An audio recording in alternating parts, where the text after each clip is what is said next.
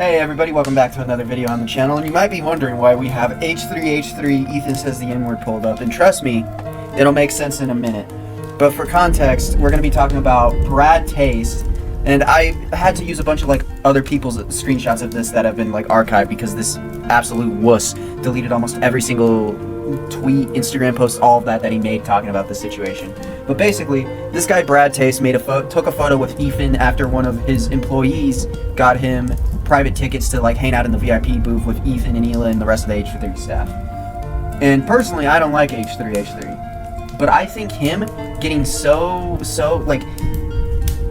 the absolute lack of backbone he showed when his audience was like, "Oh, Ethan bad," and he immediately turned heel and tried to make it look like, "Oh my god, I'm so sorry, I made bad decisions, how could I ever, I'm sorry, let me pay for my sins." He completely let them take over him. He's being controlled by his own audience. He's a complete spineless fucking coward. It's insane. But just for context, this is why I personally don't like Ethan. And if you like Ethan, you know what, good for you. I don't, but good for you if you do, because I don't see the humor in him. This dude has the most monotone, boring voice ever. He's never funny. All of his jokes boil down to him just saying some obscene thing without any actual setup or payoff. The entire joke is just that he uses an obscenity.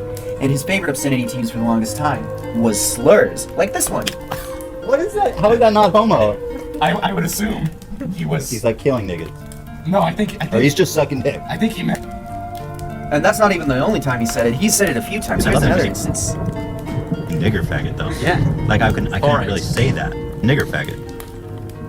So wonderful. So now you're gonna get shit for it. I feel like you're using it a little liberally. I love saying nigger faggot.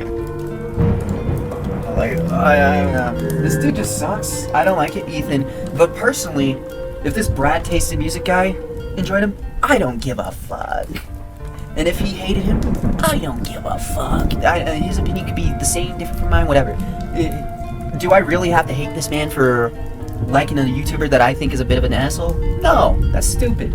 But because his Twitter audience got so mad at him and complained a few times, bro completely switched up, changed his personality, was like, "Oh man, I'm making terrible, not money moves, I'm an awful human, and I'm sorry for even being in the same room as Ethan Klein, how dare I?" Shut the hell up, man. Look at this. Great moves, and then it's just him with a photo of him with Ethan and some of the employees, and then another photo of him with Hila. That's about it. That's what started this. And that's what made him turn heel and become a complete wuss. This image made a statement that I did not intend to make, and I'd like to apologize for people who were hurt or upset by this. I also apologize for my quick response, as it was dismissive towards people who care about me and others deeply. I appreciate you looking out for me. What the fuck? I'm genuinely convinced if enough people came back at him the other way and was like, "Why are you mad at Ethan, huh?" he would completely switch again. This dude doesn't seem like he has any real opinions. He just repeats what other people tell him to think because he thinks that's what's gonna make him popular and make people like him. Because the way he talks about it, I don't know if I even have it loaded up because he's deleted everything around this situation because he's such a wuss. But he was saying stuff about how, "Oh, I just want people to like me in my opinion and I don't want to ruffle feathers." So it's very obvious that he's just looking for an easy way to make everyone happy with him, which is stupid. If you're on the internet and you're discussing an opinion on literally anything, there's going to be people who disagree with you. That's just how it works. So trying to be the people pleaser who tries to win everyone's favor is never going to help you on any level. Doing that, all it shows is that your audience can manipulate you and get you to completely drop your backbone and just give in to their demands. And that's not going to establish anything good for you in the future. It's stupid. And here's another one. You're being way too harsh on yourself over this. You met famous people and took a pic with them and thought it was cool. Not everything has to be tied back to something controversial and people giving you shit. Exactly. What? Personally, I don't like Ethan, but I don't think just because you like him, you need to completely demoralize yourself and be like, "Oh, I'm a terrible person, I need to backtrack and say how evil Ethan is now to make up for my sins." No, you're just being a baby about it, man. Grow some fucking thicker skin, that's all I can say. If you don't like it when people make mean comments or have a different opinion, then get off the fucking internet. That's what the internet is. Bro, if you don't like it, just ignore it. Simple as. And then it goes away. And then you keep mentioning the situation and bringing it up, and that's why it hasn't died. I didn't even care about this situation. I wasn't even hearing about it at first. But then he just kept mentioning it again and again and again. He was having like a meltdown on Twitter. And then a few days later, he did this stream where he got his girlfriend to come in and defend him. Because he's so much of a wuss, he can't even defend himself. He has to get his girlfriend in to defend him. They're trying to provoke Brad into being a lolcow. Like they are. Like they're trying to, he's like all of these. First off, I didn't even hear a single word of the lolcow association with him until this lady brought it up. But now that she mentions it, it actually makes so much sense. Because this guy reminds me a lot of Boogie 2988 and how he has his lolcowisms, where he just cries and complains and ooh, poor me, I am a victim, feel bad for me. And then he tries to fence it on issues and not really pick a side because he wants to get everybody to like him. He doesn't want to have anything controversial about him. He just wants to be everybody's favorite. But he doesn't realize that any opinion on anything is inherently going to be controversial to some people because everybody's going to have a differing opinion. But when you try and make it so everybody can relate to you instead of trying to just be you, all you do is make yourself look like a complete moron who's completely fake. Or a complete moron who's completely fake, that makes no sense. You make yourself look like a complete moron whose entire personality is being faked and distorted in order to make somebody who's not really a person, but a marketable machine that can be used in order to sell people on content. That's not really what people want to see. And that's why people don't like it. People don't like it when you're a spineless coward and you can't even keep up to your own opinions. Like, genuinely. Like, it would have been fine if he just like changed his opinion or anything, but like it's because he let people get on him and he took that as like, oh man, people are mad, I'm gonna change my opinion so they get on my back. Like, no, that's stupid. Stick to your beliefs. If you have any true beliefs to begin with, you'd be able to stick to what you believe in. And yes, you can change things. You can believe that, oh well, this value I had was wrong, I need a change on that. That's fine, but it needs to be a natural process. This wasn't natural at all. You got told, oh, Ethan Klein bad in your Twitter feed, and you were like, oh, I need to fix this, I need to fix this now. And you just kept complaining and crying about it for weeks, or not weeks, like days. I'm not going to over-exaggerate it even more, but you know what I mean? Like, you can't just cry and complain about it like that again and again and again and not expect people to get mad at you for it, because you're just putting it's the Streisand effect. You're putting your own stupidity on blast.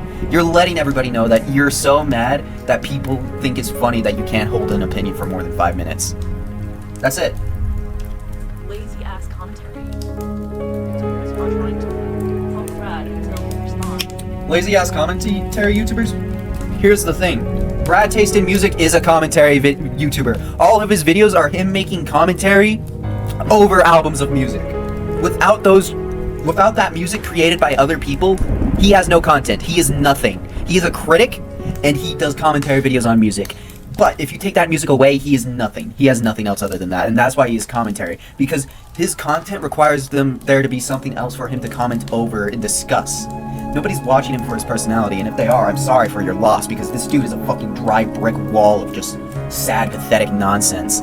It's stupid. He's not entertaining. He's not funny. His videos aren't really all that profound. He's a music reviewer. They're a dime a dozen. You can find another, like, literally throw a rock, you'll probably hit 3. It's stupid to think that he's like this, oh, I'm so important, I need to clarify my opinion on Twitter and change it because my words have so much value to everyone. You're a niche internet micro celebrity who reviews music. You're not shit. You're not nobody. You're not this big stuff. You're a loser, dude. You have zero backbone. You cannot commit to a single fucking like opinion you have, because if anybody even questions it, you're gonna break down sniveling and crying and be like, oh, I'm sorry, I didn't mean it, the weed influenced my decisions. Because that's another thing he does. He likes to blame everything on weed, which is another stupid thing. Trying to make it's like we're literally just laughing at something that is like blown up. Finding what's going on.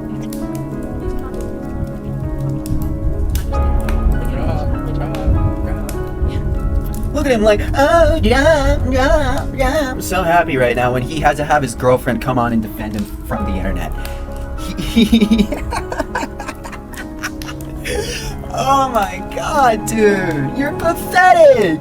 You couldn't even defend yourself. You had to get your girlfriend to do it for you because the internet made you feel so bad. Oh, I'm sorry. I'm sorry you can't take it when people have a differing opinion.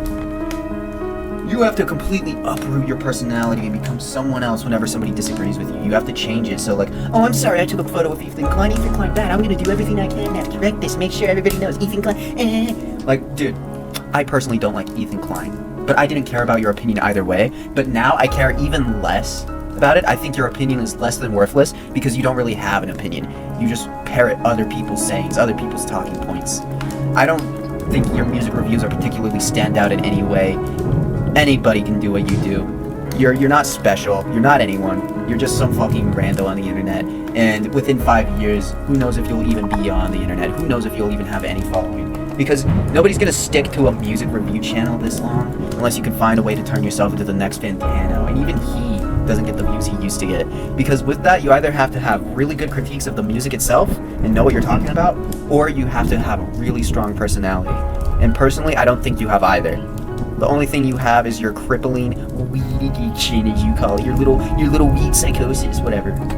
Like, you're such a baby. Oh, they're calling me a lolcow. Nobody called you a lolcow until your girlfriend called you a lolcow. And to be honest, she was right. You definitely got that lolcow mentality of I'm a victim, look at me, help me out, feel bad for me, give me your attention. And it's really sad. It's pathetic, honestly. Like, we just talk about the music and I was like, I'm sorry, but like, this is what comes along with having a platform. Sometimes it's like not pretty and you can't just talk about the thing. Yes, you can. Oh, sometimes you can. This was never a controversy to begin with. He never had to fucking mention it. It was stupid. He could have just done his regular content and been fine and nobody would have fucking cared. But he had to completely uproot everything to change his opinion on it because people said so. Not because I don't think he genuinely believes anything he's saying. Because it doesn't seem like his opinions are actually his own. It's just him repeating what other people say. And it's sad.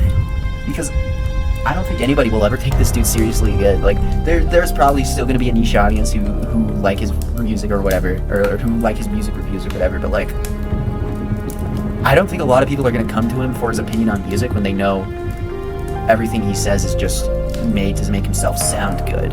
He cares more about holding up his public image than he does about actually holding up his real personality as a reflection to the audience. And because of that, he seems fake as hell. And we're gonna end today's video off with a high note. This dude crying because somebody else mentioned that they had a bad trip once. Well, high on weed. I know. Wow. For context, by the way, weed is not like some weird psychedelic that'll fuck your brain up and make you see some crazy colors and shit. Weed is a drug that calms you down, makes you a little bit slower, makes you a little bit of, I'm vibing right now at the moment. And then sometimes when you smoke a little too much or you take the wrong strain that isn't really for you, you can get a little bit paranoid and have some more anxiety.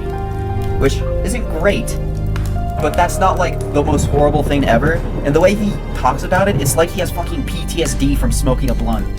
And then after this whole situation happened, I can't find the footage because again, this dude deletes everything of his, but after this drama happened, he was like, I'm sorry, it's all because I was high on weed, I'm sorry, Then, like, why do you keep doing it? If you keep having bad trips, if it's so traumatizing for you, stop doing it. And then why are you on it again after this situation? Like, if you're using it as an excuse, then stop doing it, because you shouldn't be using it as an excuse at all. It's pathetic. Weed doesn't suddenly make you make stupid decisions like that. Like, the dumbest thing you'll do on weed is you'll be, like, really hugging, I should make some weird food combo that don't make sense. I'm gonna make maple syrup pancake bacon burgers with turkey breast. And then you take a long drag off your cigarette and your brain gets fried. That's what happens when you smoke weed. You're not going out and being like, oh man, I love HDHD. Oh no, wait, he's an awful person. My opinion changed. I feel so bad now. I gotta correct the record. Like, it's pathetic. Dude is just a little crier. He doesn't actually have an opinion on stuff. He just likes to make himself a victim. It's stupid. Yo, Allie, 4 minutes ago, hey Brad, I heard you mentioning struggle with disassociation. I've been having this experience for years after bedtime. Look at this! He goes completely silent, stops in his tracks, his eyes widen. He looks like he's having like PTSD flashbacks. Because, oh, somebody else mentioned they had a bad trip on weed. Not even mentioning his, just like, oh yeah, I went on this once and it kind of gave me the personalization too. I feel you, man. And this was turned him into like, oh no! I can't tell if this is him having PTSD flashbacks to the weed because he's that much of a pussy, or if this is him getting mad that somebody else is sharing their experiences, and this undermining how much of a victim he is. Because if you look at his face, he kind of looks like angry at this commenter for even saying this. Like, I don't know. This dude seems like a total loser. He doesn't have any real backbone or spine. He's a coward and a complete, like... How do I explain it? It's like he's infected with the cordyceps from The Last of Us and it's controlling his mind. But instead of it being a mushroom in his brain, it's his Twitter audience saying, hey man, H3 not good, maybe you should change it. And that affected him so deeply in his mind mentally that it made him go like, oh my god, my opinion, oh, I need to change it, I need to correct the record, I need to make sure that everybody knows I'm the goodest person in the world. Here's the thing, man. Like, nobody's ever gonna think your opinion, there's never gonna be 100% of people always on you being like, yeah, your opinion's great. You're gonna have people who disagree with you. That's how life works, that's how the internet works, that you're gonna have to get over it. Not only that, but like, stick to your opinions. Have some fucking conviction in what you believe. Don't just keel over so quickly and instantly. Learn to just be honest with who you are as a person, man. Don't try and be this fake shit. It's stupid.